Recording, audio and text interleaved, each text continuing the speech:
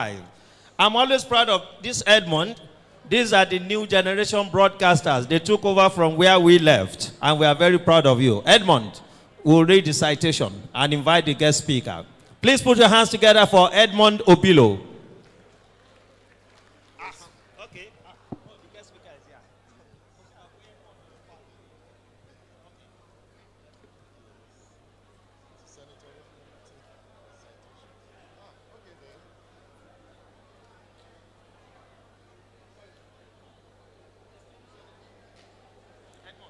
Yeah. Your Excellencies, distinguished ladies and gentlemen,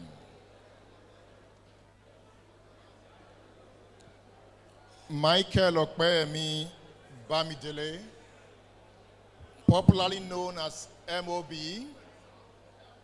is a distinguished Nigerian lawyer, human rights activist, and seasoned politician. He currently serves as the majority leader of the Nigerian Senate. Senator Bamidele represents Ekiti Central Senatorial District. He has been a member of the Senate since 2019. He attended Baptist Academy for his secondary education and then proceeded to Obafemi Awolowo University, earning a bachelor's degree in religious studies. Senator Bamidele Okpeyemi obtained a law degree from the University of Benin in 1990, followed by his Nigerian bar call in 1992. Bamidele furthered his legal education with a master's degree in law from Franklin Pierce University and was admitted to the New York Bar in 1999.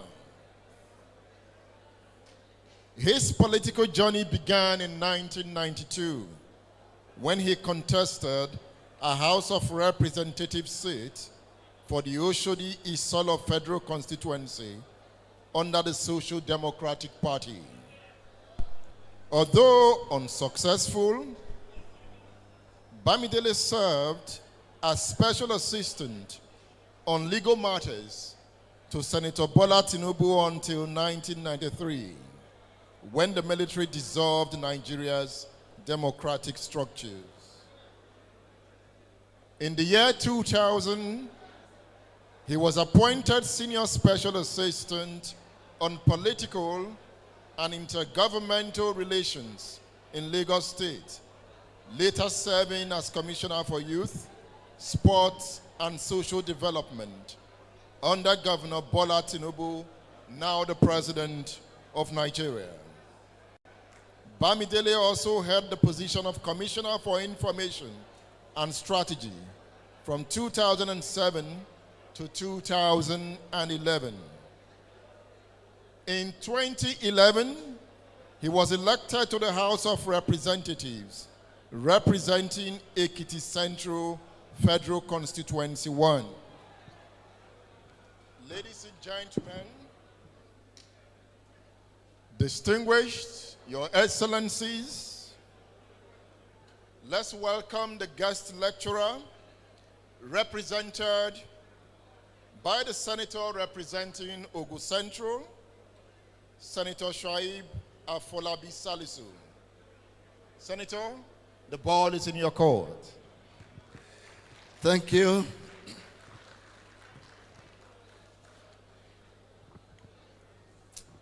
And one good afternoon to us all.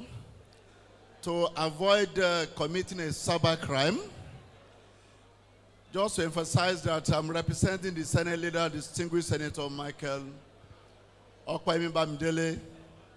So the voice you're going to be hearing is that of Senator representing Ogun Central.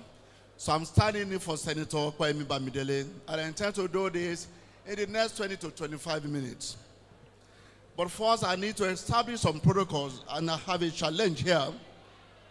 Challenge because We have in the house here a galaxy of stars that time would not allow me to recognize each and every one of them, but nonetheless, I must do some samples to represent the cross-section of the VIPs that are here. I will start with His Excellency, the President and Commander-in-Chief of Armed Forces of the Federal Republic of Nigeria, the man who shared the same trajectory politically with the man for whom we are gathered here today. And I'm referring to His Excellency, President Bola Ahmed Tinubu, GCFR, President and Commander-in-Chief of Armed Forces, represented by the Honorable Minister of Power, our own very good brother, Honorable Adebayo Adelabu. I'd like to recognize our leader in the progressive family, particularly in Southwest, a former governor of Ekiti State, former minister, former deputy chairman of our party in the South, and I refer to His Excellency, our leader, former minister, Niyi Adebayo. Leader, I greet you, sir. They are serving members of National Assembly here, and I'm going to use the chairman of Senate Committee on Aviation, ranking Senator Abfatai Buhari, to greet and recognize all the serving senators that are here. And of course, I'm going to use the chairman of FEMA in the House of Representatives, Honorable Remi Oseni, as a point of contact for all the serving members of the House of Representatives. Past members of National Assembly here represented. And I'm using His Excellency, Distinguished Senator Taslim Folarin, as a point of contact for all the former senators and members of National Assembly that are here. Former deputy governors, particularly Chief Yola, who served as the deputy governor to Babala Adesina, and of course, Chief Moses, our father, who also served as the deputy governor to Senator Abiola Jimobi. As the former governors, I recognize Kabir Aregbesola, who has come to represent His Excellency Rauf Aregbesola here. Party leaders, our clergies, members of the party. Let me now formally recognize the matriarch of Lamadeshino family. Our mama, Eku Muleduro, Ọlọ́run tó bọ̀ dúró tì yín, ilé ò ní dahoro. Ọlọ́run tó bá ń ṣe láti gbàtẹ́ tí ń ṣe bọ̀, Ọlọ́run ò ní kò lẹ́yìn yín. Ọlọ́run á dúró tì yín. And of course, I recognize my brother, former member of House of Representatives, Dr. Lamadeshino, and of course, each and every one of us. I bring you goodwill and best wishes of the leader of the Senate, distinguished Senator Michael Okpaimibamidele, and indeed the Southwest Caucus in the National Assembly, both in the Senate and House of Representatives, to celebrate the life and times of a man who embodied the progressive politics and for whom we regard as one of the heroes past, whose labor shall not go in vain. People who represented the line of our national anthem that have handed over to us a banner without stain. Today, I am extremely delighted to be here. Providence has given me 3 opportunities. Indeed, if you had not invited me, I would have invited myself. Number 1, it will go down in the history as being the very first person to deliver the inaugural lecture of Lamadeshino Annual Memorial Lecture. And that should be a plus for my democratic, particularly progressive politics. So I have the honor of being the first to talk to you, to deliver the speech at the first inaugural lecture of Lamadeshino series. And I must also say that today's topic, which is improving Nigeria's governance, lessons from the past and strategies for the future, is also a second reason why I'm delighted to be here, particularly at a time that we have the Renew Hope agenda of Mr. President. There's no better time to talk about lessons from the past and strategy for the future. I'm therefore delighted to be here. The third and the final reason is that I believe that this discourse will deepen our democratic journey and also enhance our search for good governance in the country. I intend to go through this in the next 20-25 minutes. And I first will start by creating a contest. Let's talk about LAALS, the prisoner of war. And from there, we take a glimpse into our past. What has worked in the past? And from what has worked in the past, we will talk about where we are now and how we got here. And from there, I will proceed to make some suggestions as to what should be our anchors for the future, things that we need to do to improve good governance in the country. It is not all darkness. I will call our attention to a few things that I believe are the oases in the land, things that should give us hope that indeed Nigeria's trajectory is on the rise. Our glass as a country is half full, not half empty. And therefore, after that, and I will conclude and I will take my rest. Today, we will remember that Alhaji Lamadeshino represented the club of politicians who defined the Southwest. He was a teacher by excellence. He was an administrator. And what is particularly very interesting is that today will be exactly 12 years that he passed on. Those who decried him, who dubbed him as prisoner of war, they are today footnote of history. The man that was called a prisoner of war is being celebrated 12 years after his death. Those who arrested him, those who tortured him, those who took him to prison and called him prisoner of war, do you even remember their names? If you do, it is not with delight. It is not with for fear. It does mean that whatever you do, continue to live after you and continue to elevate your memory and the fond memories of whom we are celebrating today. What has happened in the past?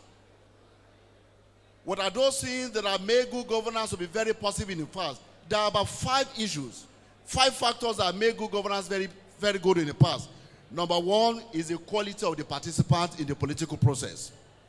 And I'll give you examples. In the old Western region, Chief Rotimi Williams, one of the most renowned lawyers from this part of the world, was a member of government. In the First Republic, we have people like Dr. Lateef Adegbite. He was a member of government. We have Professor Fajemi Rokum. We have our Baba Ajasin, Baba Lamadeshino. These were accomplished people who had something to their names before they went into politics. Baba Lamadeshino that we have come to celebrate today was a principal. And at the time when principals were next to God, these were the quality of people. If you look at the Second Republic, the 5 governors that we have in Southwest, you will see Bison Obanjo in Ogun State, an accomplished journalist. You will see Lateef Jakonde in Lagos State, accomplished journalist. You come to Oyo State, it was Bolage. You come to Bende State, it was Professor Ambrose Ali. These were people who were accomplished in their individual respect. They had something to their name before they came into politics. So the first thing that worked in the past was the quality of participants in the political process. The second thing that worked was we had very strong political parties that had clear ideologies. In 1979, as an example, we knew the European government as a party identified with free education. The MPN was known as a party that was identified with providing shelter. There were clear ideologies between the parties. Unlike what we have today, UPN, we know them, what they represented. MPN, we knew what they represented. And they had very strong leadership. At that point in time, the party was supreme. This was a point in time when Baba Akinloye was the chairman of the party. Whenever there was a meeting of the party, the then president, Shehu Shagari, would be seated, waiting for the arrival of the chairman of the party. Unlike now, where the chairman and the party is an appendage of the government house. So we have very strong party leadership. Party leadership that could enforce discipline. Parties that were responsible for producing and selecting candidates. That was the second reason. So we had parties, they had ideology, they had manifesto, and they held those who were elected on the platform of the party, they held them accountable to the manifestos of the party. The third reason was also that the society itself had a very strong moral value. And I'll give an example. Today, I am a senator representing Ogun Central Senatorial District. In 1979, Simbiat Abiola, the wife of MK Abiola, contested for this seat for Ogun Central Senatorial District. Abiola spent all the money. Abiola provided all the facilities. But the people of Ogun Central, they were not moved by the money. Who they elected somebody who had no name, because that person embodied and represented the value of the Southwest. It wasn't about money then, it was about the value of the society itself. The society at that point in time, they did not expect you not only to live within certain moral conduct, but they also did not make any demand on you that can only be satisfied through corrupt means. So the society was strong, the moral fabric of the society was strong. Therefore, those elected on the platform of the party, they also imbibe the fabrics of the society. The number 4 things that also enhanced good governance was also the healthy rivalry between the regions. The Western region established the University of Ife, now called Obafemi Awolowo University. The Eastern region established the University of Nigeria that our Baba Lama Adesina attended. And the Northern region established Ahmadu Bello University. So there was a healthy rivalry, particularly because the country just got independence. Every region wanted to develop, every region wanted to outdo each other in performance. Therefore, the people elected were very deliberate in promoting development in their various regions. Fast forward to 1979, when we had the Jakondes, the Onabanjos. It is no coincidence that it was at that point in time that the Lagos State University was established, Ogun State University was established, Ladoke Agricultural University was established, Ambrose Ali University was established. This was a time there was healthy rivalry among the states to outdo each other in governance, and therefore there was good governance across, particularly the Western region.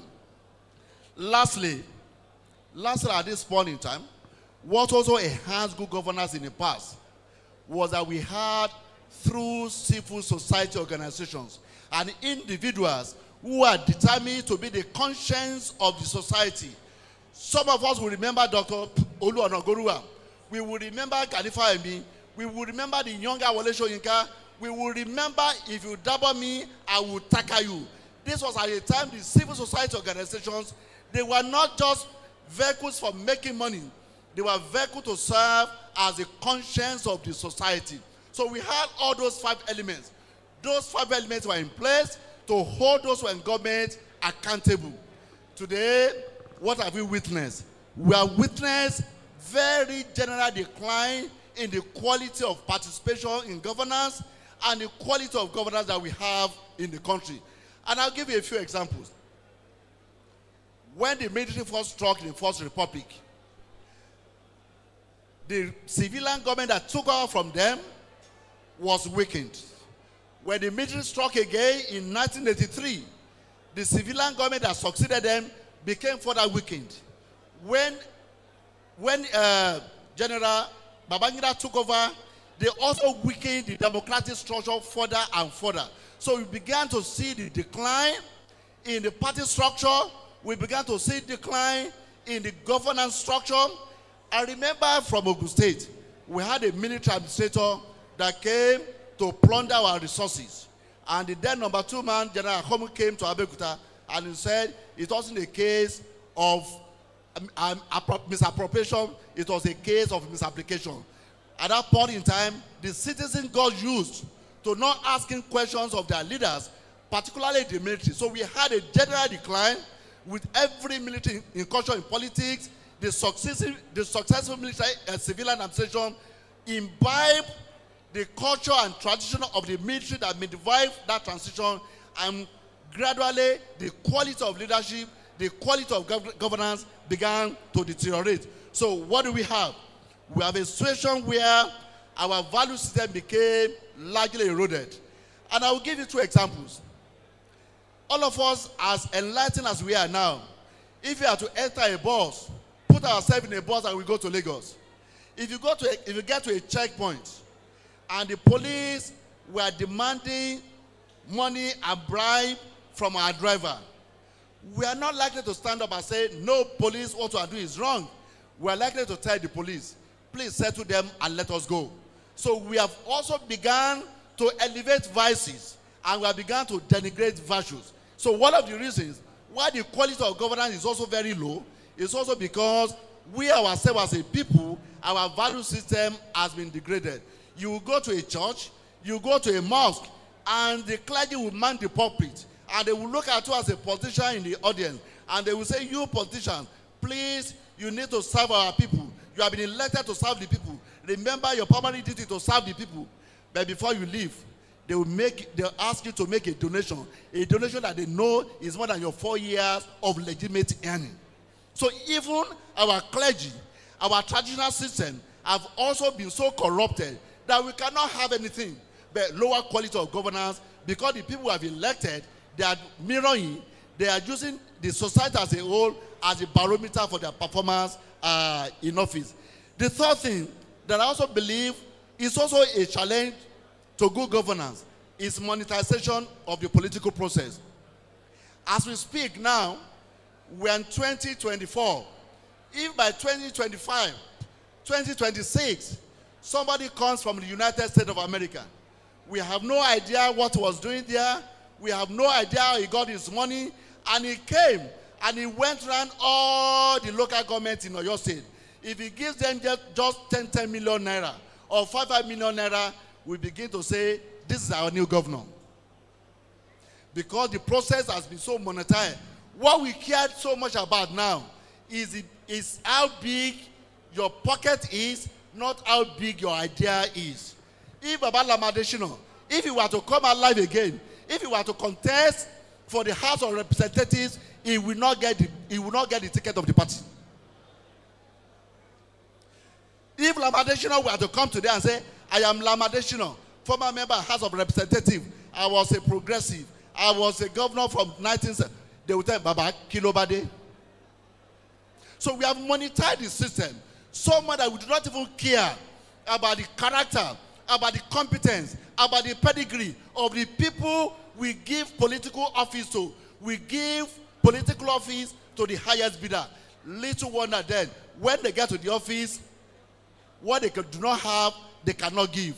They do not have good governance quality, therefore they could not give us good governance. So if you want to change the system, let us also ensure that money does not become the defining factor of our politics.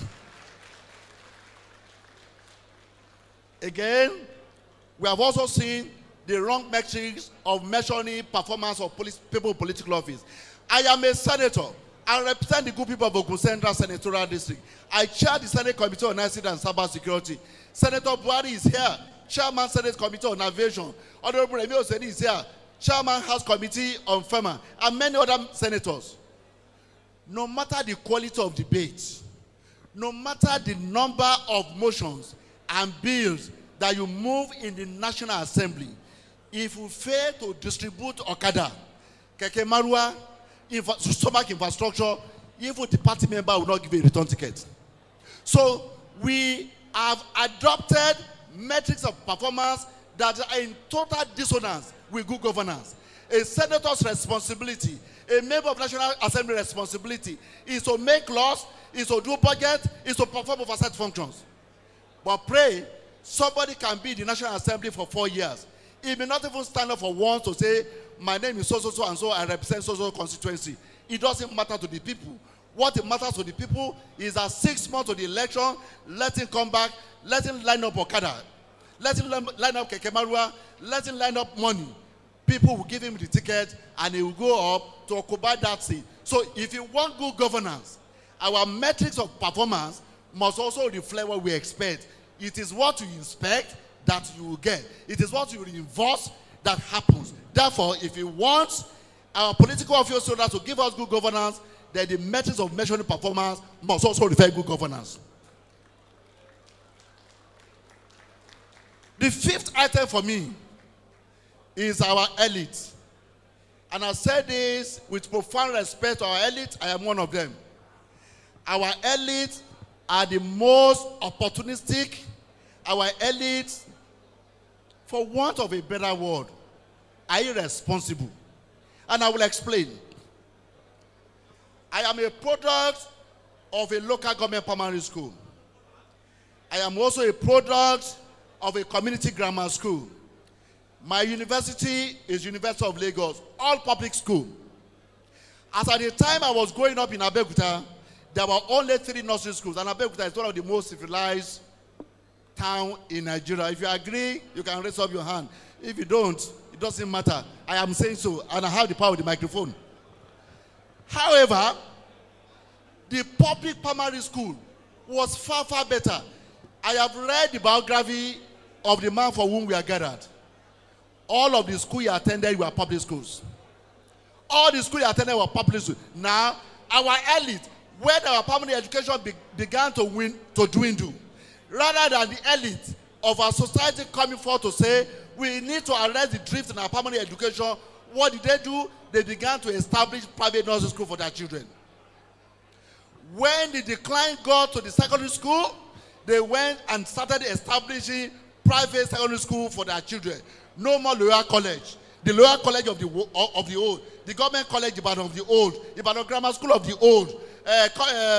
Olivetti Baptist High School of the old. Those schools began to deteriorate, and our elites began to find alternatives for their own children by creating private schools. When the decline got to university education, what did they do again? They also began to establish private university or send their children abroad without caring about ensuring that those public education systems that our Lord gave to them, that laboratory enhanced. I was watching the documentary, and I saw the number of schools that Lamadeshino built in just 4 years. Our elite abandoned their responsibility as opinion mothers, and guess what? On the day of elections, and I've contested election for a couple of times. On the day of elections, our elite will be in the cozy room. They'll be watching Man U versus Arsenal. That was the time they will be watching the backlog of their movies. They will not go to vote, and in the evening, they expect the result of the election to reflect what they didn't do to what they didn't contribute to anything to. So our elite also abandoned the political process. And what do you have that are in control now? You know them. I am in Ibadan, and I want to be able to go back safely. Otherwise, I will have said in Ibadan, you have Tokyo, you have Auxiliary. In Lagos, you have MC Oluomo and the like. But I will not mention those names. No, I won't mention those names. They are more popular than the president of the Nigerian Bar Association. They are more influential than the president of the Nigerian Medical Association. They are more relevant than the fellow of the Nigerian Society of Engineers. This is the society that we have, and these are the people who determine the political outcome. When they determine the political outcome, guess what?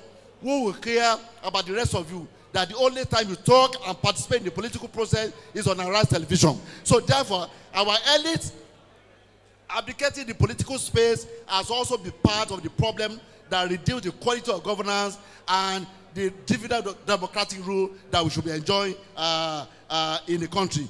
Because of all of this, the bad governance has now exacerbated our fault lines. Religion has become a factor. Tribalism has become a factor, but the political class don't care about religion or tribe when they sit down to feast on the common patrimony. They only do so when they want to win vote. So we must also ensure that we, as a people, also measure what we expect to come. So what do we have? We have a total disconnect now between the government and the governed. To the extent that if government does what is right, the citizens have become so cynical that they will say those things are a mistake. It's because the quality of governance has reduced. What do I think we need to do? Number one, we need to have a moral rearmament. We need national ethos. No society thrives on the basis of materialism alone. No society thrives on the basis of materialism alone. And I'll give you an example. When you talk about America, that's what they call American dream. You know about their capitalism. When you talk about China, you know they're left-leaning. They have socialism. If you talk about Britain, you know they're conservative. Go to the Middle East, like it, hate it. You know Israel has an ideology. Iran has an ideology. India has an ideology. No nation, no society thrives without a driving ideology. There must be something that glues the society together. There must be something that defines the nationality. There must be something that the citizens can relate to. Materialism alone cannot give us the development. We need to have a nationality. In the Southwest, we used to have the concept of Omoluabi. And the concept of Omoluabi was so strong that as a young child in Abeokuta, as a young child, if a family was suspected to have run into affluence that could not be explained, our parents would call us. Because we do not know where they have gotten their money from. The concept of Omoluabi has disappeared. So as a country, for us to have a true development, we must have nationality, something that drives us, that drives all of us. And we need a multi-stakeholders approach. Our clergy must not only preach, they must also live what they preach. Our traditional rulers should stop giving money, should not give title to crooks, to people whose source of money we cannot explain. Our political party should stop giving tickets to people only on the basis of money.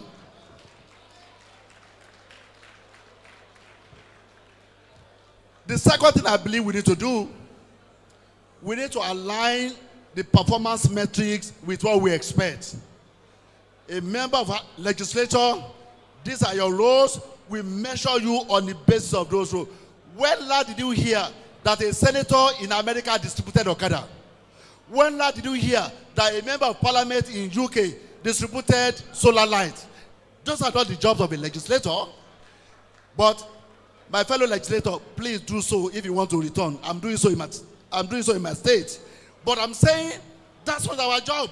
So we must also begin to align our performance metrics with what the quality, with what the requirement of the job should be.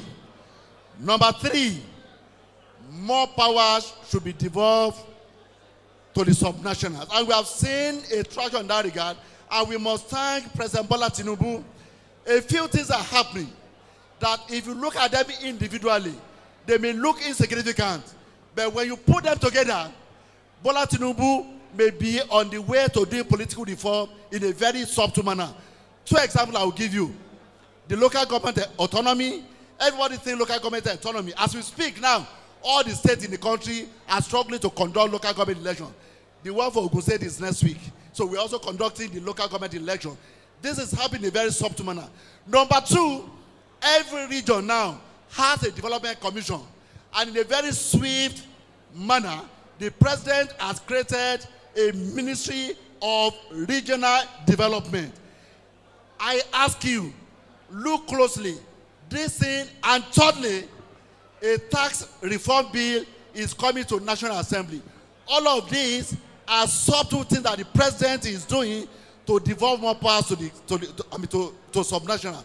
When powers become devolved to subnationals, I believe there will be a healthy competition, healthy rivalry again. Number 4, I am.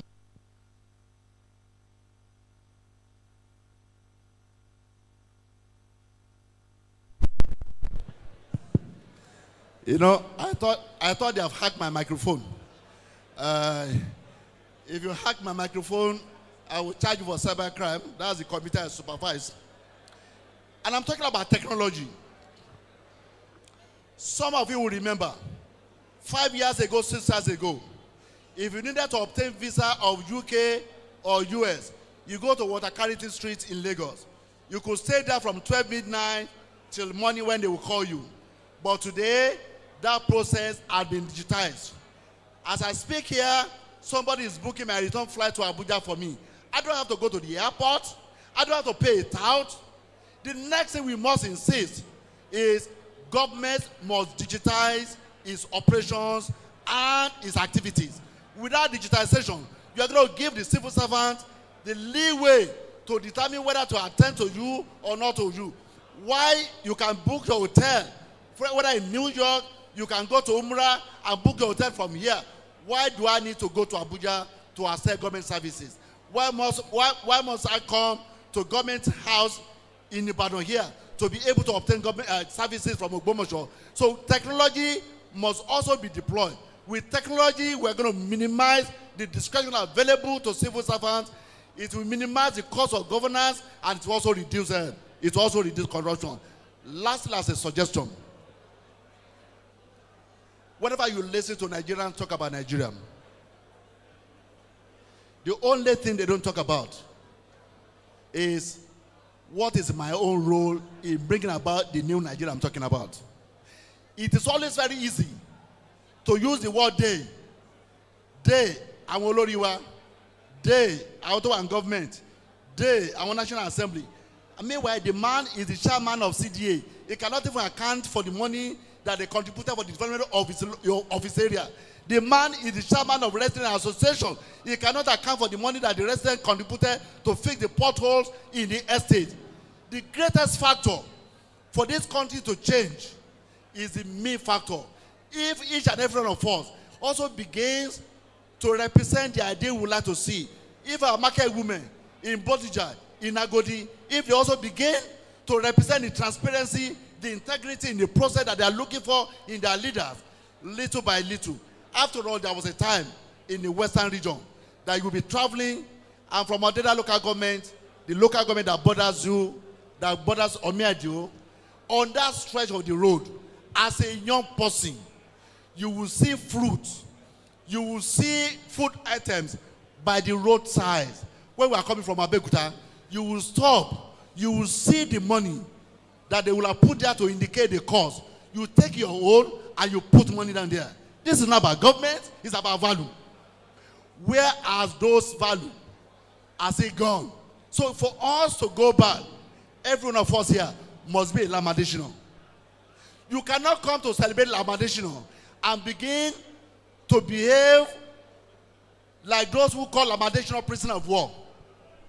You must be a Lamadishino. The true way to celebrate Lamadishino is good in what we are doing, but the better way is for each and every one of us to say, what did Lamadishino do when he was a member of the House of Representatives?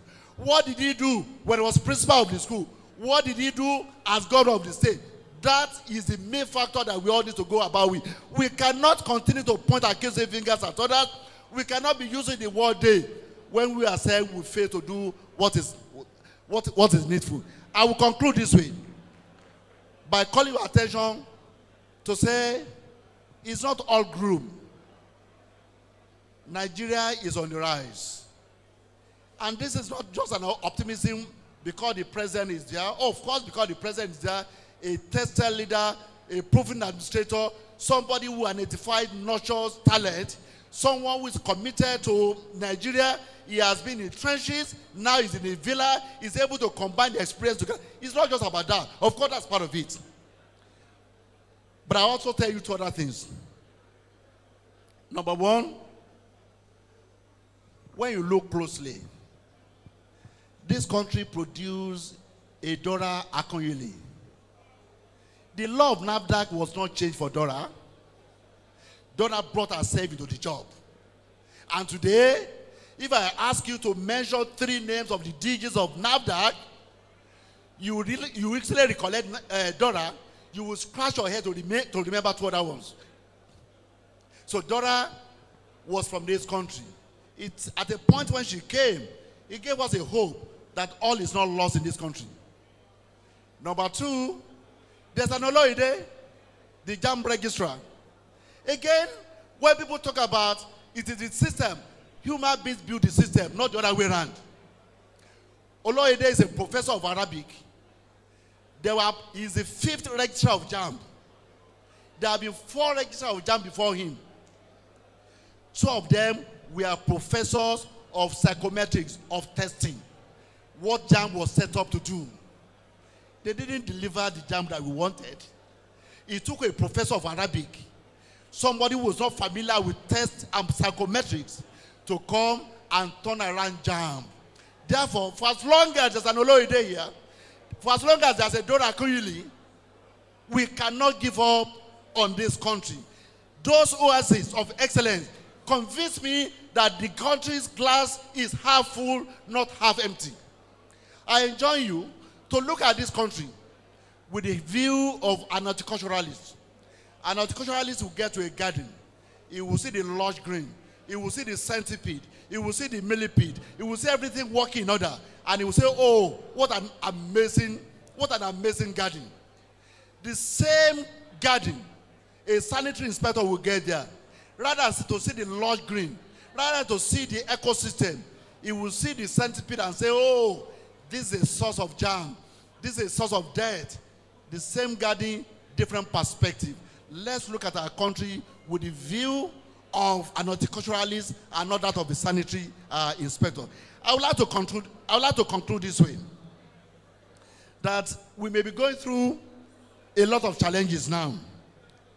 But something was comforting to me. I was going through this program and I saw a quote by the man we have come to celebrate, Baba ADESINA. He said something that I consider to be very profound. It says, in this program, it says, in the face of despair, you believe there's hope. In the face of militancy, you believe there can be peace. In the face of election rigging and subverting the wishes of the people, you believe one day our votes will count. In the face of politics that shuts you out, you believe you can be one people reaching for what is possible. In the face of ineffective leaders, you believe Nigeria will still make it. In the face of lack of good schools, you believe our education system can still be better. In the face of a black future for the youth, you believe there's light at the end of the tunnel. ADESINA. I'd therefore like to conclude. I'd like to conclude with the words of the man that was the political sage, not just of Southwest, but of Nigeria. The man that ADESINA was a disciple. I'm referring to Chief Obafemi Awolowo. And Chief Obafemi Awolowo said this. And I will leave that with you to ponder on. And he says, I would like to be remembered for helping to build a strong and united multi-ethnic state. I want to be remembered for creating the basis for an irreversible revolution in education, in the provision of social justice in Nigeria. I have not succeeded in all days, but I have set a pattern which no other Nigerian can ignore. Nothing more to say. God bless and God bless the Federal Republic of Nigeria.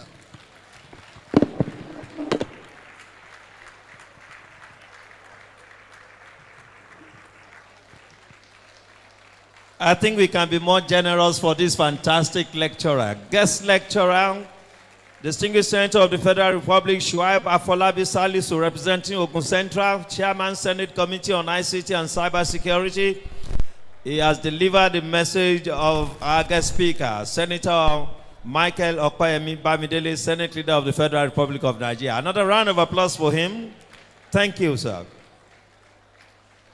Now, Kabiesi, the Olubado of Ibadan land, is properly represented here by His Royal Highness Oba Ademola Odunade Ashaju Olubado of Ibadan land. Eke Kabiesi is representing His Royal Majesty Oba Olabi Olakuleyin the First. Eke Kabiesi and Prince Folaranmi Isiaq Fako. Etun ke Kabiesi f'Olubadan lẹ́ẹ̀kan sí o. Our own senator, the Okanlomo of Ibadan land, is eminently present here. He handled ADESINA poverty program when Papa Lam was alive. And we are proud of him that he went ahead to serve Oyo State as the Distinguished Senator of Oyo South of the Federal Republic of Nigeria. Senator SOJ, the Okanlomo of Ibadan land, Chief Adesoji Rilwan Akanbi, we are proud of you, sir. A round of applause for him. And of course, the former chairman of Ibadan North, Lapido, is in the house. And our friend, Mama's daughter, Dr. Mrs. Ayoyinka Babatunde, a great educationist, is also in the house. I must say that there has always been lectures honoring Lamadeshino. I remember the first year after Lamadeshino's passing, there was a lecture by Imam Oluyole, now Dr. Mudathir Atonda Bada, M.A. Bada. He retired as the executive director and CEO of Femi Johnson brokers, insurance brokers. And I knew him as way back as 1982 at Femi Johnson when I was in Radio Nigeria. Salaam alaikum, and his wife. Her Excellency Dr. Florence Ajimobi is represented here by the former First Lady of Oyo State, is represented by Barrister Adedayo Aborishade. That's representing Dr. Mrs. Florence Ajimobi. We appreciate. Thank you very much. Now, we are going straight to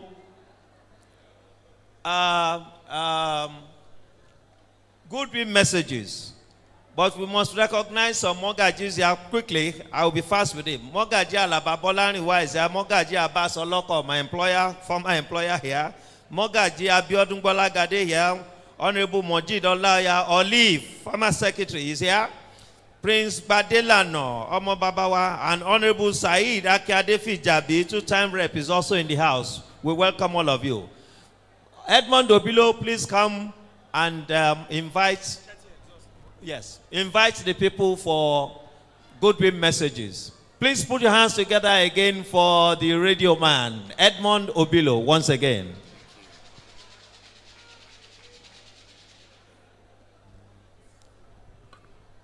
We just listened to a lecture that I can describe as power speaking truth to power.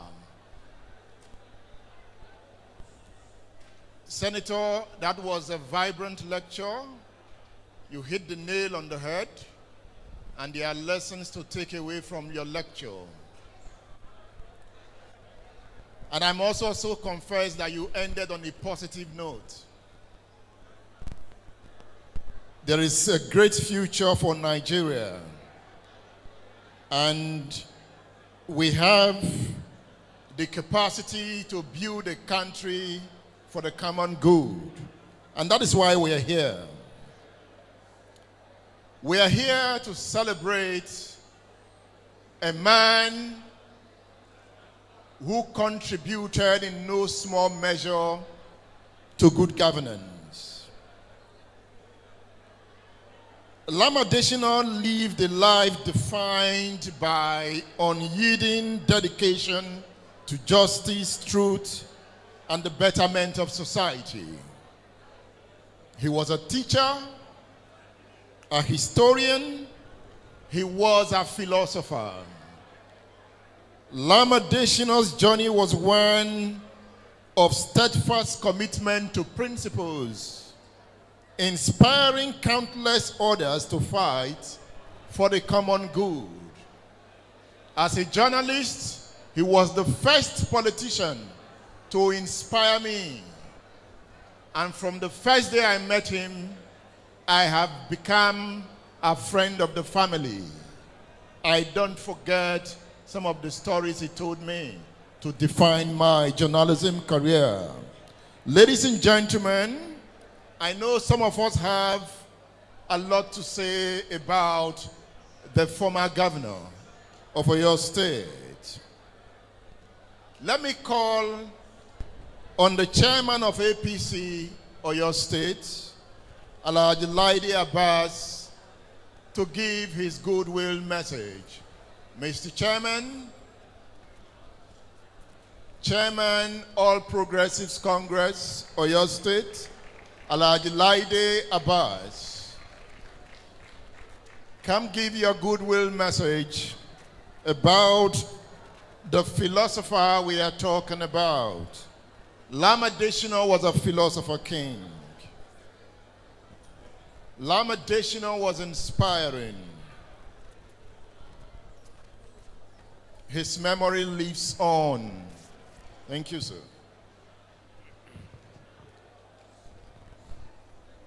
Alhamdulillah, Alhamdulillah, Alhamdulillah.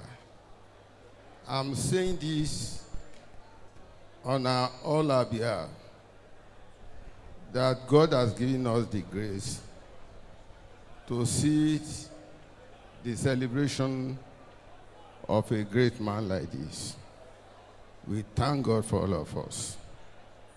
There is no doubt from the documentary and the lecture we have had that you all agree with me that ADESINA is a philosopher king. You will also agree with me that ADESINA is an excellent model for anybody who calls himself progressive to follow. We thank God for his life. And we pray that God Almighty will make Al-Jannah Firdaus his permanent abode.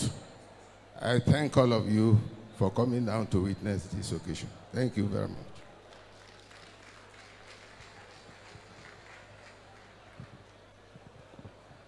Thank you.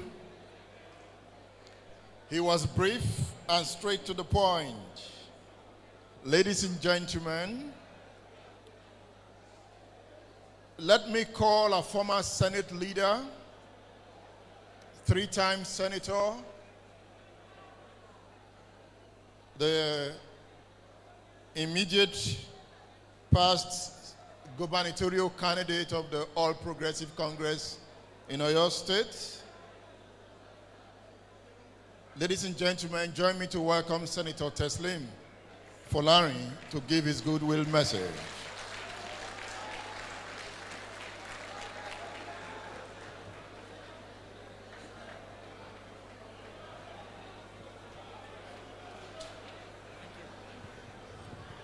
Thank you very much, Edmund. All protocol respectfully observed. My own interaction with Baba is that, what struck me when I first got close to him was that for him, it was just about the people. And I remember the first day he invited me to his house, and I asked somebody to take me there. Our debe muni anile governor ADESINA land one ile no re. Mo tún béèrè again. Ilé governor la ń lọ. Wọ́n ní ilé ẹ̀ náà rè kò jù báyìí náà lọ. And I think it's a lesson for upcoming politicians. When they say progressive politicians, those are the real progressives, in my own opinion. For them, it was just about people, people, people. So on this note, I want to join everyone in celebrating this great man of history. I'm even surprised that this is the first time, this is the first inaugural lecture. We should have been doing this. And I want to congratulate the family and make sure that they keep this up every year. Thank you very much.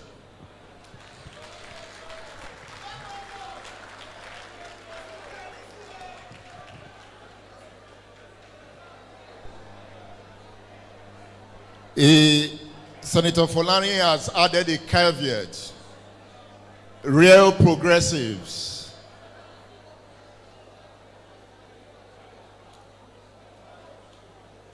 While the senator delivered his lecture, he made a call to the elites. Political elites like Folarin, Senator Buhari, Senator Lanley. He spoke directly to the elites. Ladies and gentlemen,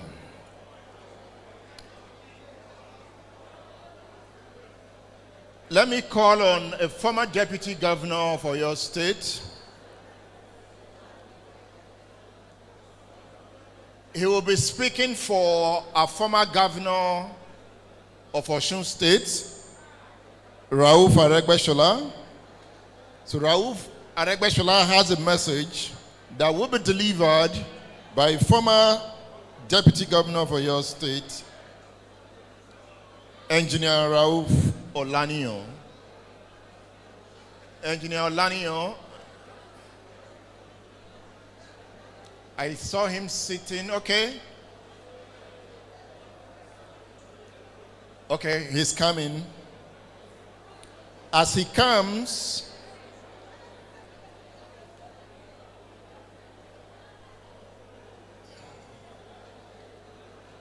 Engineer Olaniyan,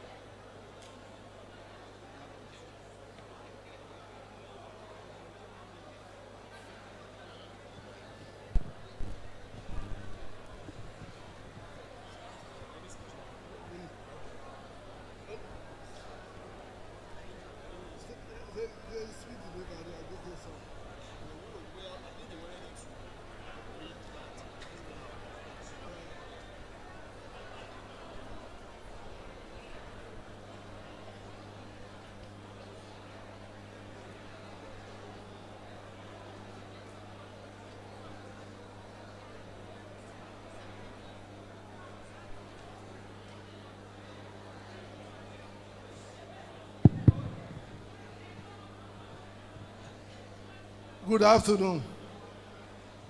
Good afternoon, the whole house. Wow. Good afternoon, ẹ káàsán o.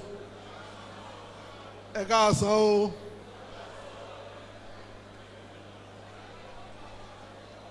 A kí gbogbo àwọn tó wà níjòkó. Ìdúró tí mo dúró yìí kì í ṣe ìdúró Rauf Olaniyan. Ìdúró Rauf ọ̀gbẹ́ni Rauf Arẹ́gbẹ́ṣọlá ni mo dúró. So ohun tí mo wá sọ ní àsìkò yìí Rauf Arẹ́gbẹ́ṣọlá ló sọ ọ́.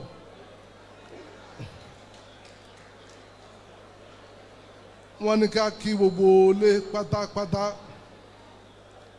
Wàá ka ẹ̀dà ọ̀rọ̀ tí wọ́n fi ránṣẹ́ sí ìjókòó yìí.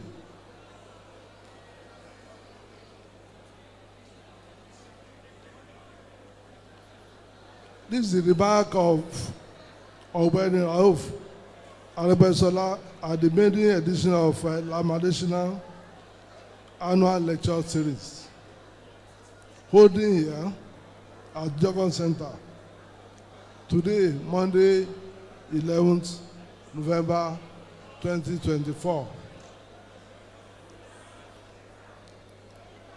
All protocols duly observed. It gives me great pleasure to be at this very important event. I must therefore thank the organizer of this kind invitation sent to me on this edition of LAALS Memorial Lecture. This lecture is in the good memory of a progressive icon, our dear leader, LAALS, who, among other things, was the governor of Oyo State between 1999 and 2003. Alhaji Lawal was a member of the House of Rep in 1979 to 1983. History will be kind to him because he caught his space for himself.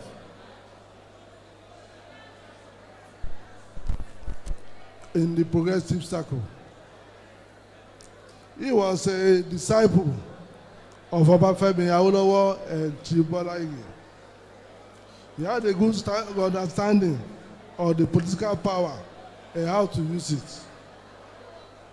He has a good grasp of power as an instrument for the public good, for serving the people.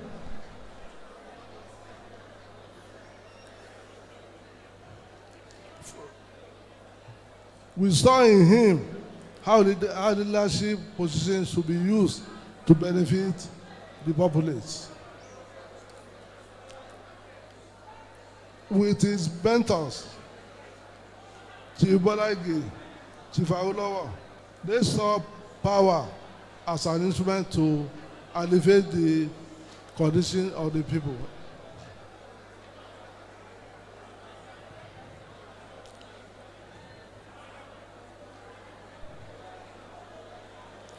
Alhaji Adesina was an embodiment of finance of these leaders. His life was struggled with many paths as a teacher, as a journalist, as a public advocacy, in politics, in legislature, public admin, and political activist.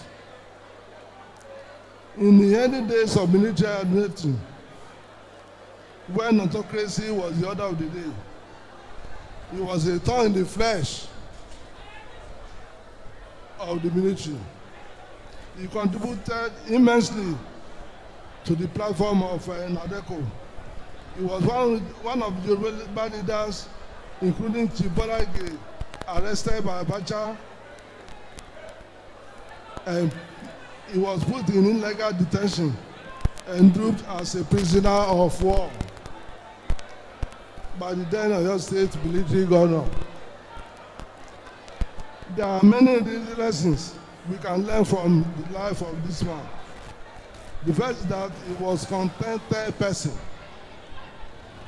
Adesina was a contented person. He was never given to ostentation living and vanity of life. He lived within his means and was never tempted by the idea of power in the political office. He never engaged in primitive accumulation, even when he could have done so easily. Secondly, he was a conciliatory person, a man of peace, not given to conflicts and political conflagration.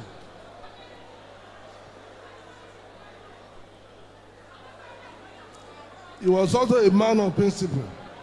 He fought for us and stood by the side of the people throughout his lifetime.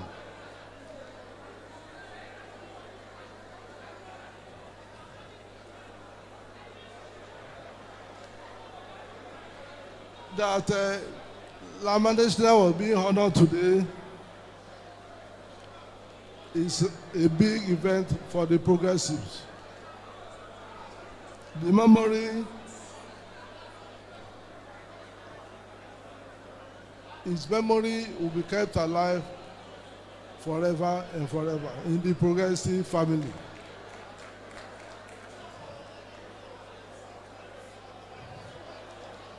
I congratulate the wife, Mama Lamade.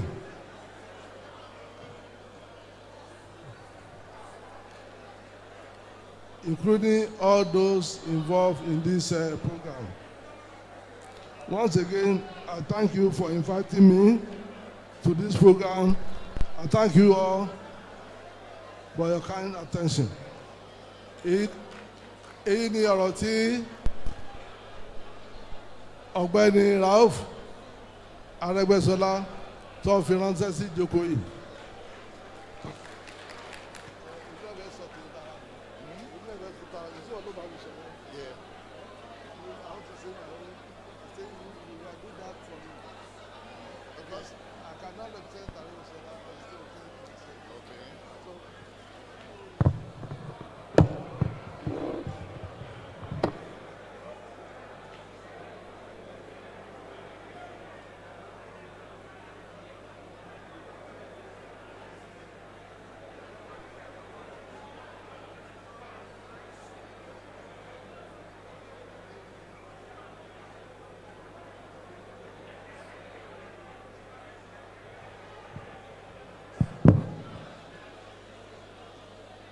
The hall is becoming overtly rowdy.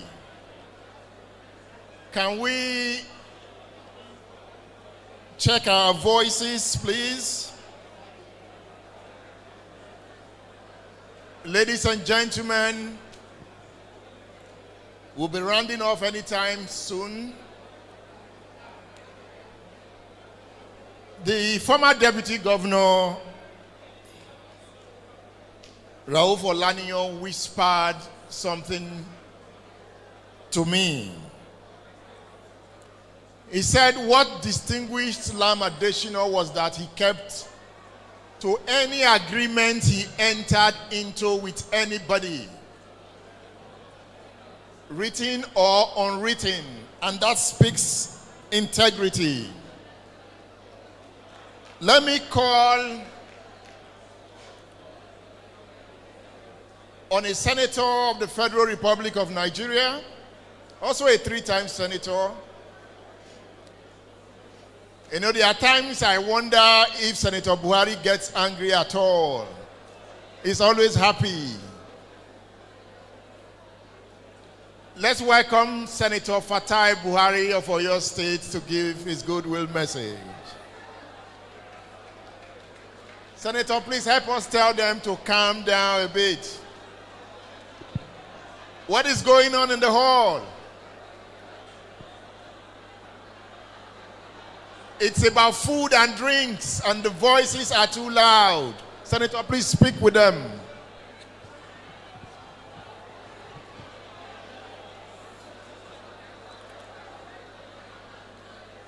Mama, ẹ̀yin lèmi fẹ́ bá sọ̀rọ̀. Mo kí yín, ẹ dẹ̀ kú oríire mama. Kò sí tí ẹnìkankan fẹ́ sọ lórí Baba Lam. Mama, look at the hall today. Everybody is here to say one thing or the other about Baba. The legacy he left behind cannot be quantified in monetary terms. I don't think there's anybody in this hall today that has not passed through one benefit or the other from Baba. I was just teasing Fatai Ibikule now. When I won my election to the House of Rep, and now say let me go and see my cousin in London. I was walking on Ejua Road, and I saw Baba and Fatai Ibikule. They were coming. They didn't see me. So I laughed flat on the ground to prostrate to greet Baba. He now asked Fatai Ibikule, Tani. Fatai now said, Oma Wato says a winning election to the House of Rep. We were going in opposite direction. He now held my hand to follow them. For the next 15 to 20 minutes, he was telling me the history of House of Rep, the way it works. Because I have not been there, I just won an election. I was just an House of Rep member elect. He now said, Bogbonto banche pata pata fododoshe bi awasheshe niye. And that thing stick to my head. And since that time, I always wake up to pray for him. Because this thing, look at the hall. Nobody is even in hurry to go. Because Baba is an epitome of good thing. I pray and pray to God for him to continue to rest in peace. Thank you very much.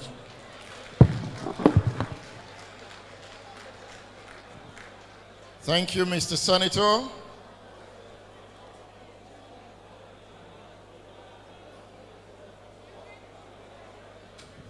From what we have heard from the different speakers, it is clear that Lam Adesina's legacy calls on us to pursue a society where the common good is paramount, where leaders serve with honesty, and where the welfare of the people is the supreme law. Lam Adesina's life remains a powerful testament that greatness in leadership is measured not by privilege, but by sacrifice, integrity, and unwavering commitment to uplifting the people. Lama Adesina's story invites each of us to be more, to do more, and to strive for a Nigeria that truly serves us all. Like Senator Shuaib Afolabi Salisu said in his lecture, we have to revamp our value systems. We have to demonetize the polity. And we have to come out with measures for proper assessment. The President of the Federal Republic of Nigeria is represented here.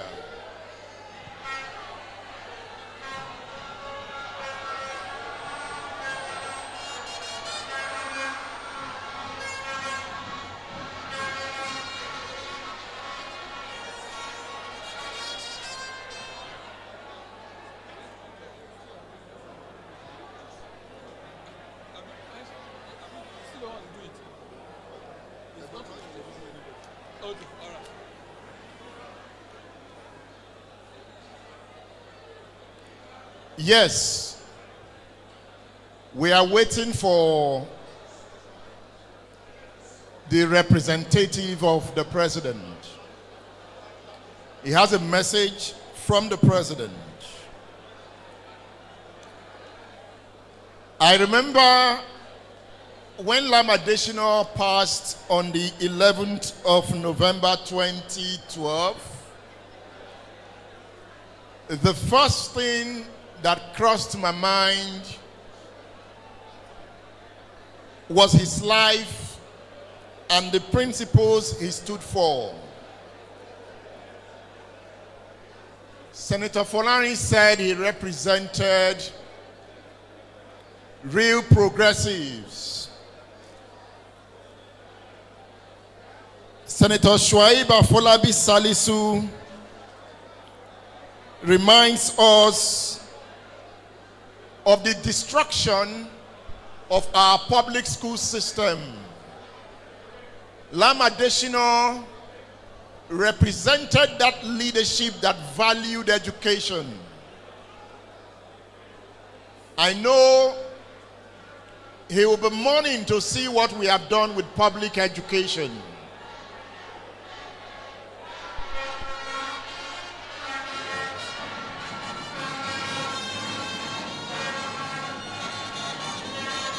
So, ladies and gentlemen, let me call on the representative of the President, His Excellency Bola Ahmed Tinubu, the Commander-in-Chief of the Federal Republic of Nigeria, represented here by the Minister of Power,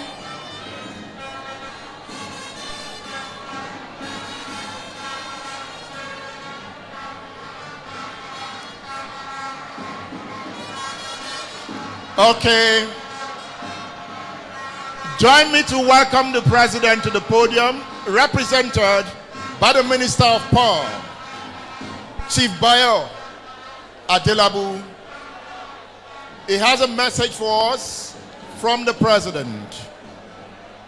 Please listen attentively. Mr. Minister, happy to see you. Edmond.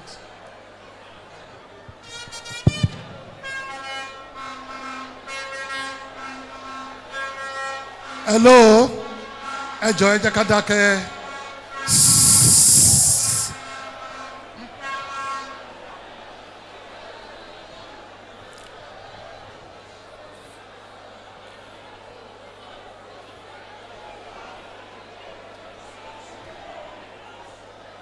Ẹ jọ̀wọ́ ẹ jẹ́ ká dákẹ́, ẹ jọ̀ọ́ kó jókòó mẹ́rin, ẹ jọ̀ọ́ ẹ jókòó, ẹ jọ̀ọ́ ẹ ṣé gan, thank you very much.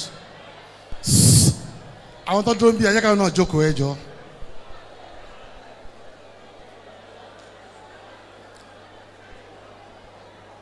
Good afternoon, everyone. Ẹ káàsán o. Ẹ jọ̀ọ́ ìṣẹ́jú márùn-ún tí a fi máa jẹ́ iṣẹ́ ààrẹ orílẹ̀-èdè wa. Ẹ jẹ́ ká wà ní ìdákẹ́jẹ́, ẹ jọ̀ọ́ torí Ọlọ́run.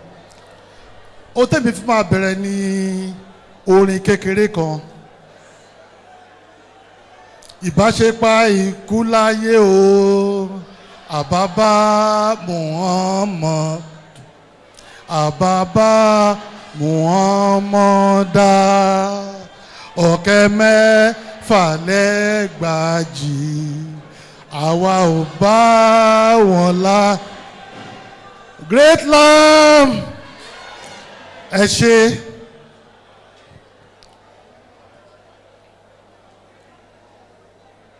This is the message from Mr. President. The first is to tender his apology for not being able to make this great occasion. He sincerely wanted to be present here, but duty calls did not allow him. It is no secret that Mr. President is presently in Saudi Arabia attending a peace conference. So on Friday evening, he called me and he said, Bayo, I want to send you home. I said, where? Do you have 2 homes? Ibadan. You will go and represent me and deliver my personal message. And I told him, in the midst of all these national grid collapse, disturbances, you still wanted me to go to Ibadan. I said, yes. Mr. President said, ibi tá ti ń ṣe ọdún ìlàsàmàjà, láti ń ṣe ti Múláwá. He said, governance and politics go on pari passu, and we must play it together. Ààrẹ sọ wípé òṣèlú àti ìṣèlú méjèèjì ló lọ papọ̀. You must find time to go and represent me at this great occasion. So I'm happy and I feel honored to be here. Today I'm wearing 2 caps. I'm wearing the cap of a member of the Federal Cabinet and the representative of Mr. President at this occasion. My second cap is that of a grandchild of late Governor ADESINA. Fathers have children, fathers have grandchildren. In fact, at a time when the children are old, the focus of the father is on the grandchildren. Having sprang up from Abiola Ajimobi's political school, who happened to be a child of Governor ADESINA. So I qualify to be grandchild of late Governor ADESINA. So this is Mr. President's message. Our distinguished guest lecturer, Senator M.O.B. Opeyemi Bamidele, ably represented by my dear brother, our senator from Ogun State, former governor of Ekiti State, and former honorable minister of industry, trade and investments, His Excellency Chief Adeniyi Adebayo. All former deputy governors, His Excellency Iyola Oladokun, His Excellency Alake Adeyemo, and His Excellency Chief Olaniyan. Serving senators of the Federal Republic of Nigeria, using my dear brother as point of contact, Senator Fatai Buhari.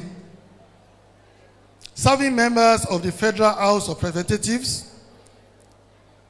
here present, using my dear brother, Senator Honorable Aderemi Oseni as the point of contact. All former members of the National Assembly. My point of contact here is my own dear Egon, the former Senate leader and APC Guber candidate in 2023 elections, Senator Teslim Kolawole Folari. I recognize you all. Former members of the Federal Cabinet, using our own Alhaji Adebayo Shitu, former Minister of Communications, as point of contact, and former members of Oyo State House of Assembly. Honorable Sumonu is my point of contact here. The former speaker, former commissioners, and senior government officials of Oyo State, using the former chief of staff to Governor Abiola Ajimobi and former chairman of the Nigerian Communications Commission, Professor Adeolu Akonde, as the point of contact.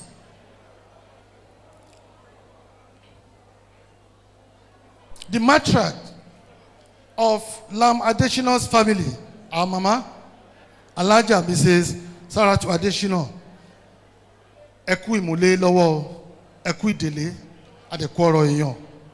My dear brother, the former member of the Federal House of Representatives and the former Honorable Commissioner for Youth and Sports, Oyo State, Honorable Dapo Lam Adesina.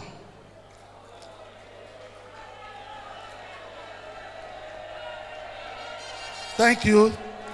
The chairman and all ESCO members of Oyo State APC, all distinguished party leaders of APC here present, all the political children and grandchildren of our late leader, our late mentor, our late role model, late Governor Lam Adesina. Gentlemen of the press, distinguished invited ladies and gentlemen,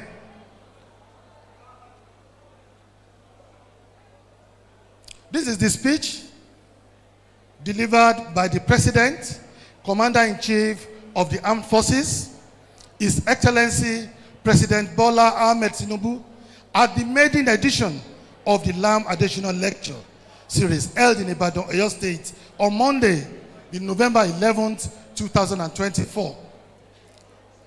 I deem it a great privilege to be here today to honor a renowned educator, an astute politician, and partner in my democratic journey, the great Lam Adesina, at this maiden edition of Lam Adesina Lecture Series.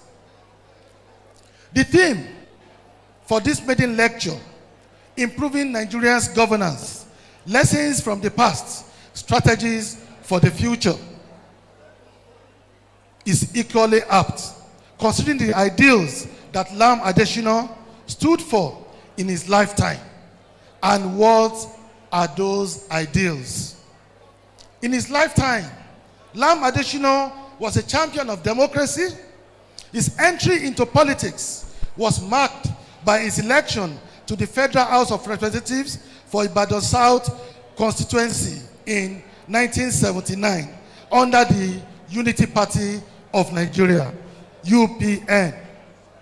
Like all of us, he later became a leader of the National Democratic Coalition, NADECO, advocating for an end to military rule and the restoration of democracy. He marched on the streets, unmindful of the danger to himself. Indeed, his exceptional bravery and conviction earned him recognition as a prisoner of war during the military regime of late General Sani Abacha. As my colleague and governor of Oyo State from 1999 to 2003, Lam Adesina implemented policies aimed at improving education, healthcare, and infrastructure. His administration prioritized rural development, empowering local communities through grassroots activities.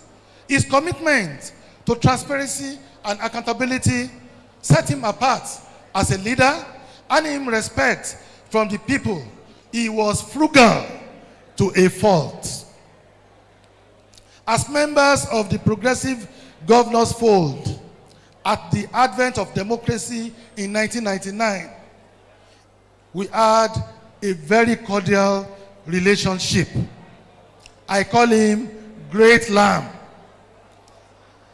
Our precepts of democracy were in tandem.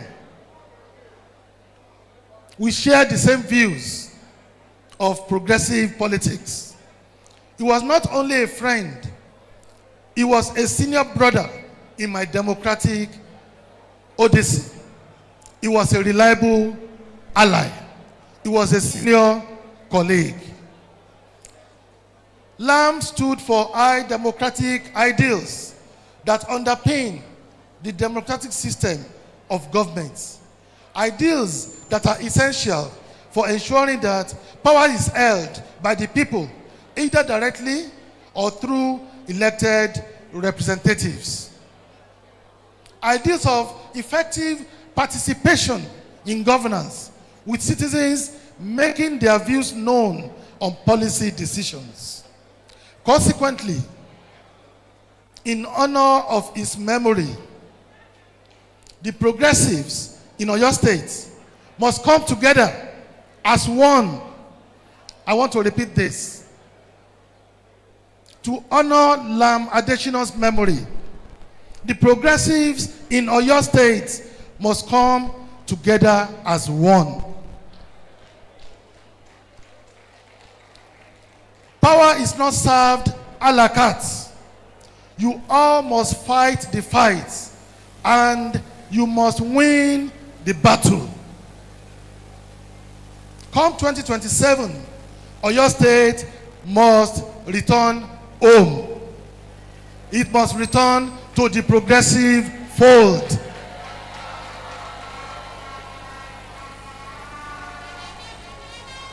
I will.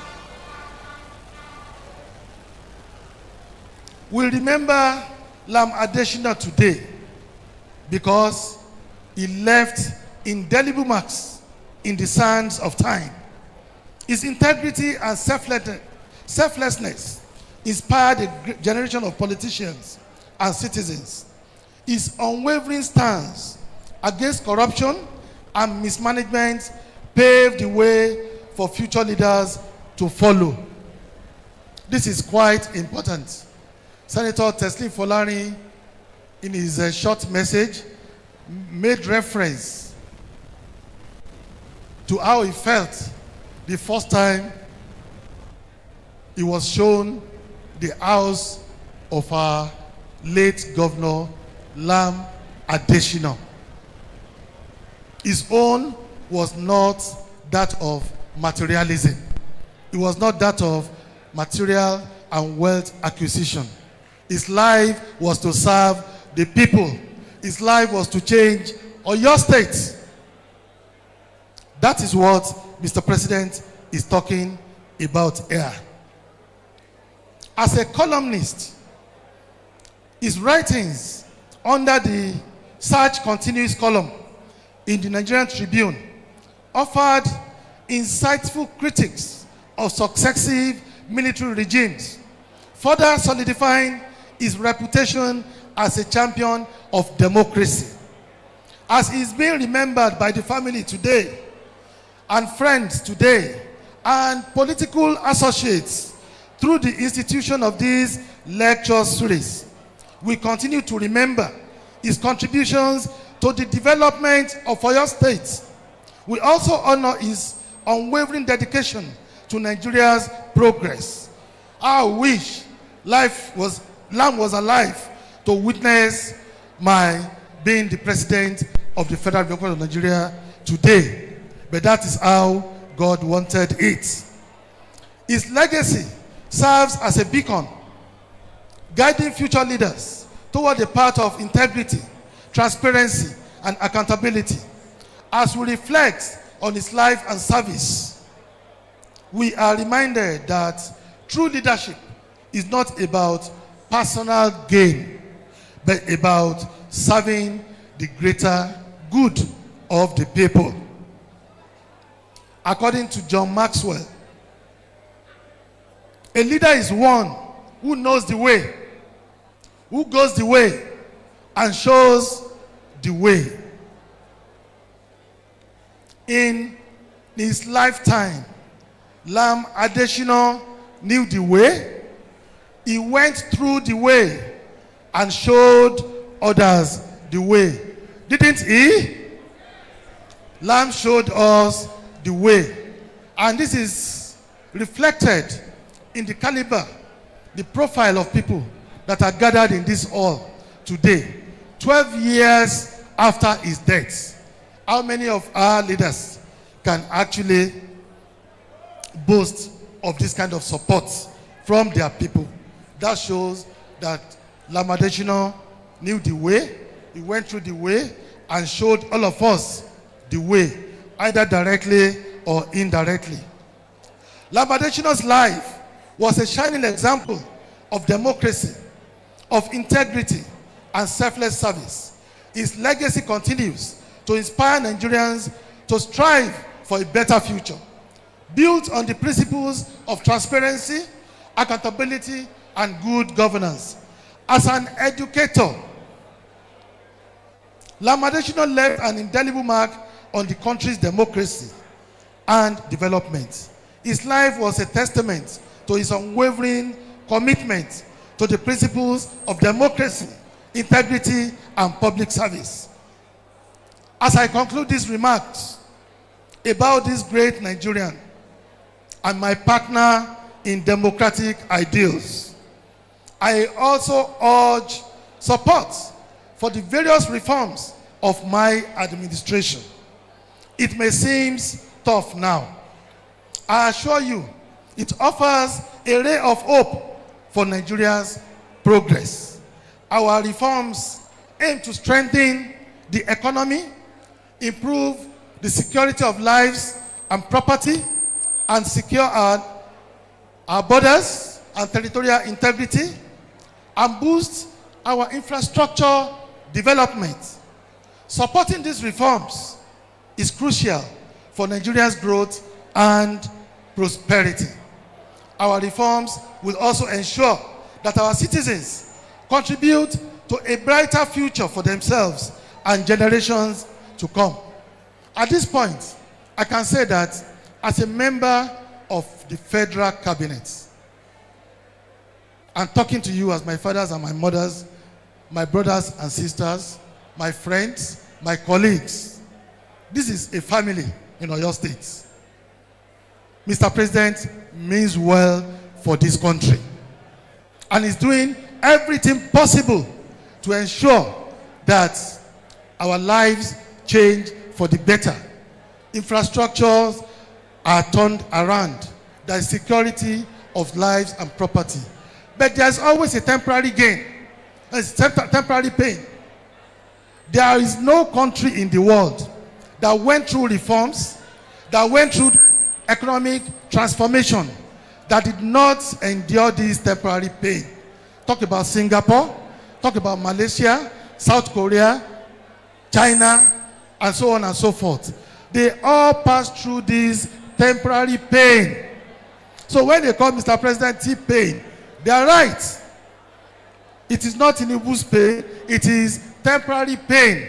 But the T-pain is going to become PG, permanent gain.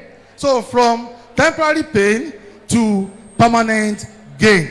From what I can see and witness in Abuja, the way Mr. President works day and night, he means so well for this country. But he needs our support. He needs the support of people that elected him. Please, let us continue to support him. I therefore urge you all to rally behind my administration and let us work together towards a better Nigeria. That is the message of Mr. President.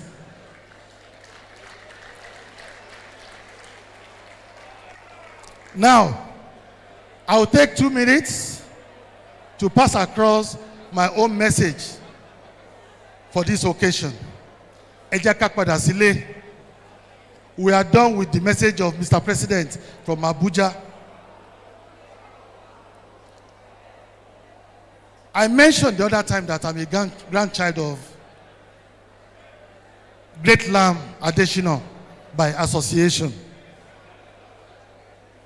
When I entered this hall, I was moved to tears. Omi fere ma bọ́ sílẹ̀ lójú mi.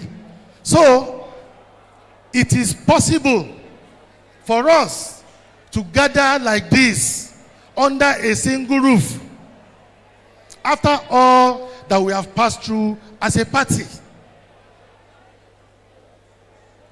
Infightings, disagreements, defection, and all this. I think we need to say, Alhamdulillah. Ẹ jẹ́ ká sọ pé, Alhamdulillah.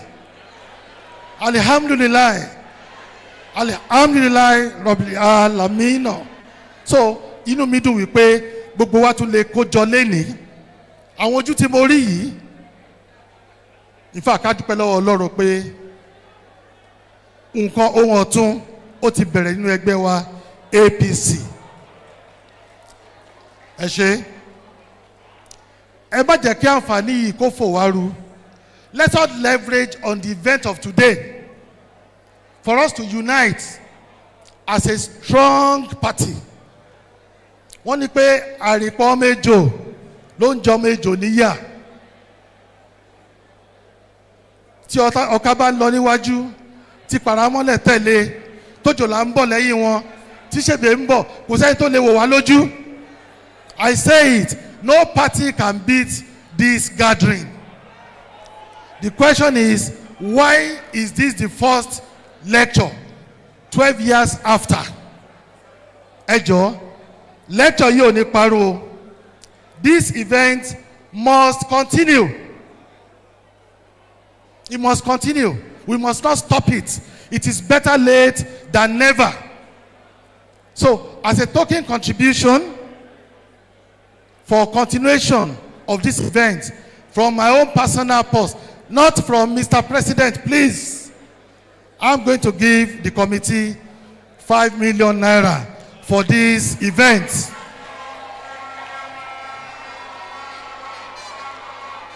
Ẹ ṣé, I'll give the check to Honorable Lam ADESINA, Dr. Lam ADESINA.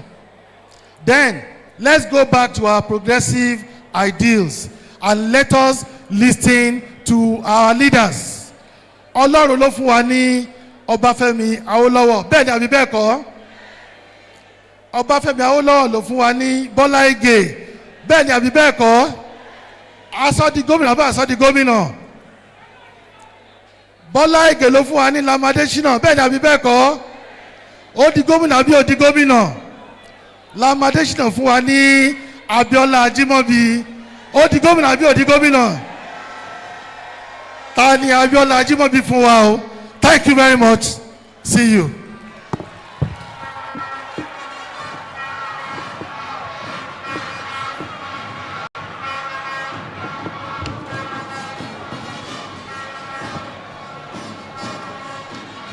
Shall we give Mr. President a standing ovation?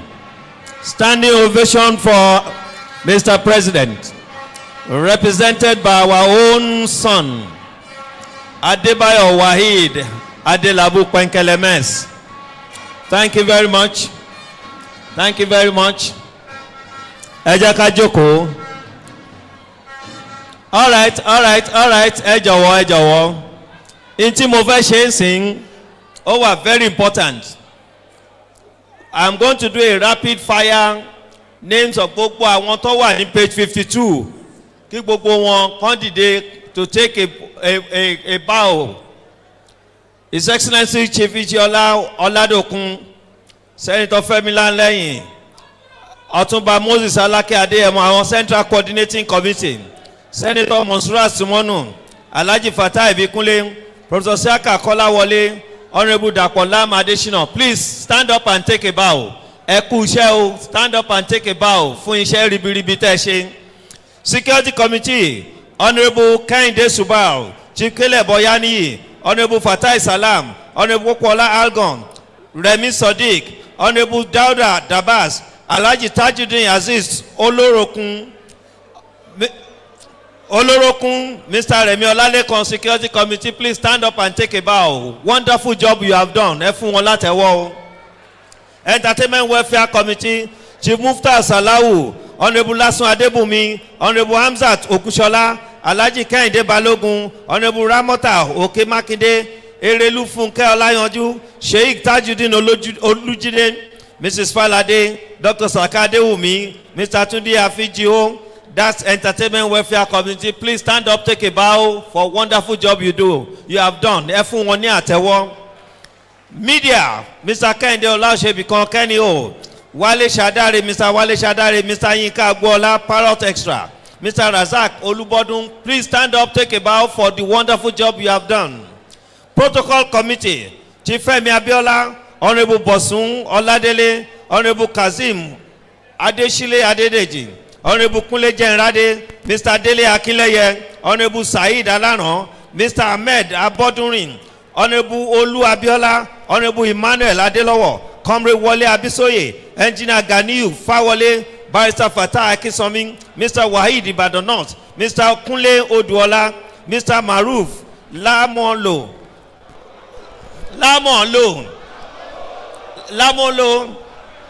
okay, Mr. Dotun Laoye. That's for Protocol Committee. Take a bow. Thank you very much.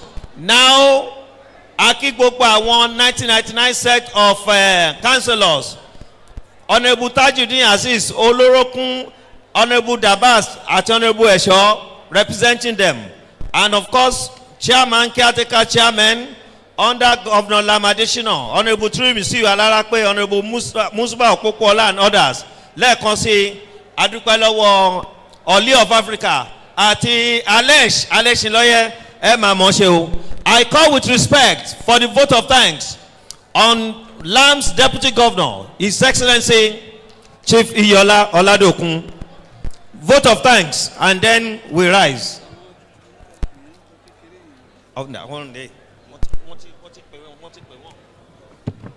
Please put your hands together for His Excellency Chief Iyola Oladokun.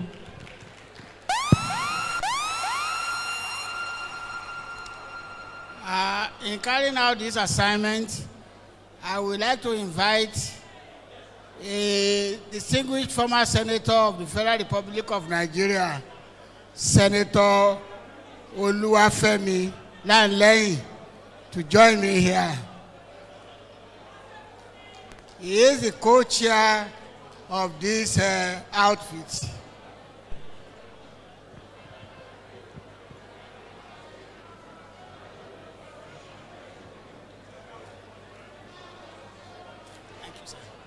Yes.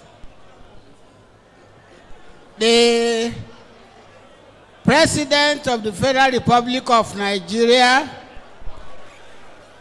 His Excellency Senator Ahmed Tinubu, ably represented by our own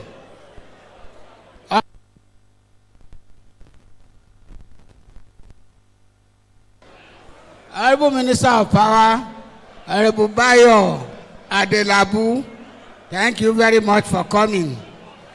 I would like to stand on the protocol which was ably refined and established by the Honorable Minister in addressing us. We want to thank everybody that have been here since morning. But I want to do something very important, because everything we have been doing here today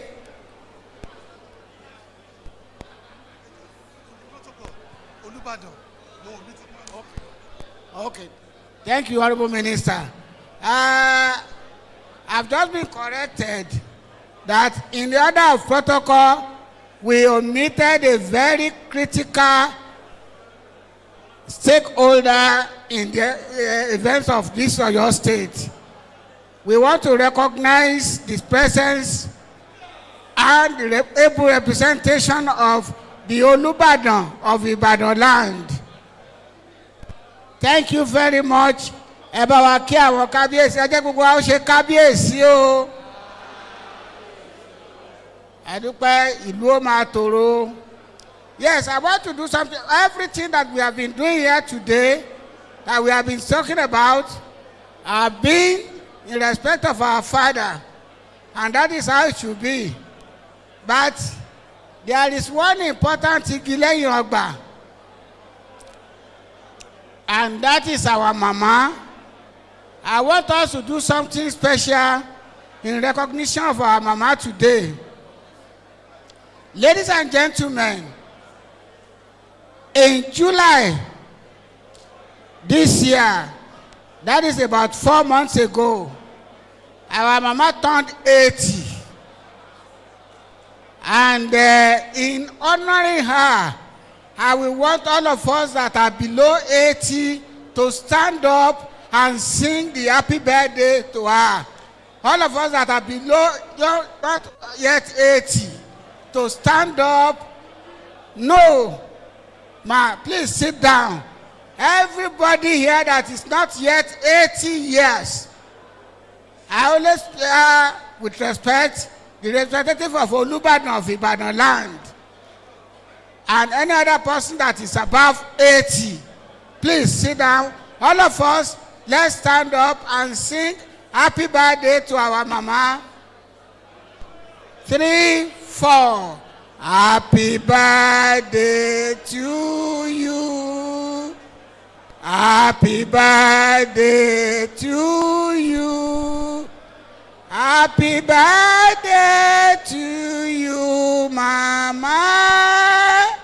Happy birthday to you. May the good Lord protect you.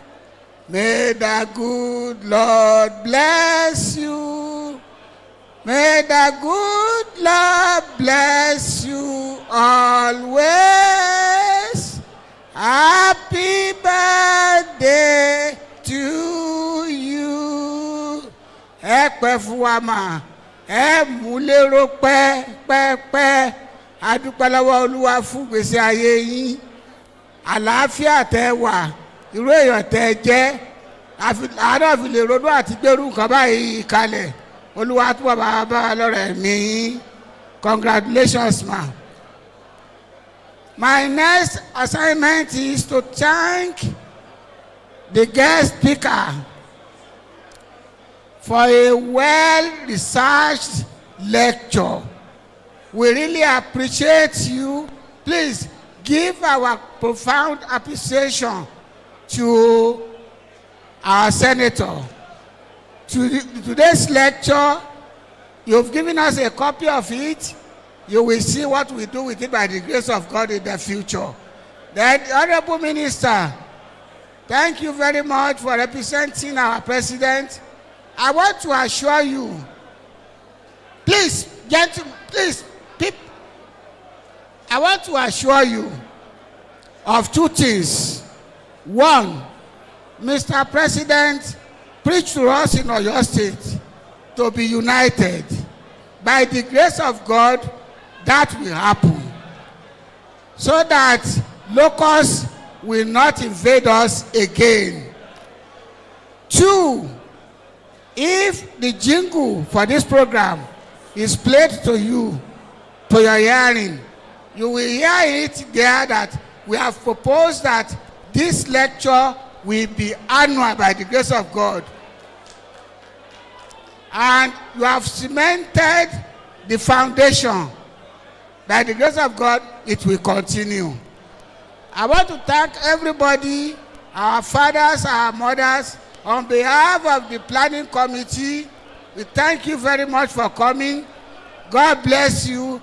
Now that you know, please reserve 11-11 in your diary. Every year we will be here for a long time by the grace of God. Thank you very much. God bless you. Safe journey back to your various destinations. God bless. Shall we give His Excellency Chief Oladokun a round of applause? Now we go for the national anthem. We thank all the people and Honorable Olonpoto representing East and West Oyo. We appreciate you. Honorable S. Oketobo, we appreciate you. National anthem now. We are rounding up. Alhaji Marafa Akinyo. Oh yeah, national anthem.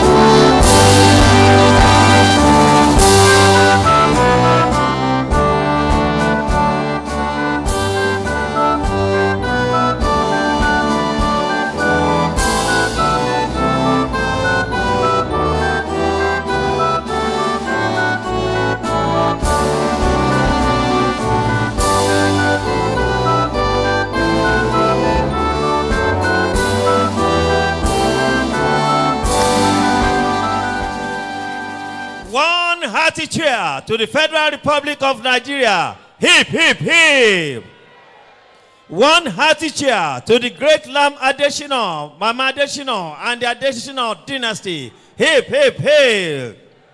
One hearty cheer to the Federal Republic of Nigeria President Asiwaju Bola Ahmed Tinubu and our own Honorable Minister of Power, Adebayo Wahid Adelabu Kwenkelemes. Hip, hip, hip, hip. One big hearty cheer to the All Progressive Congress family in Oyo State to remain united and strong. Hip, hip, hip, hip. Thank you all. Thank you one. Thank you all.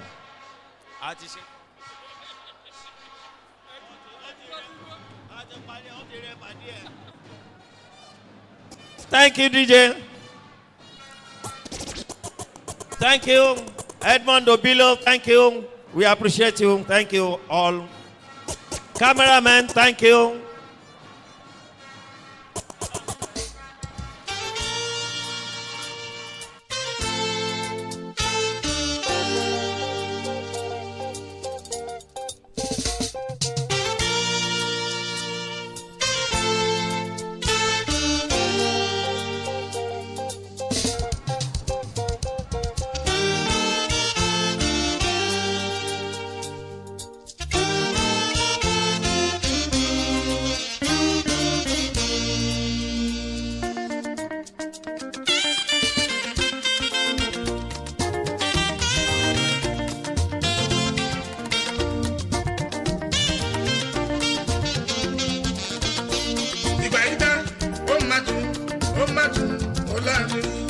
Ọ̀rọ̀ ni.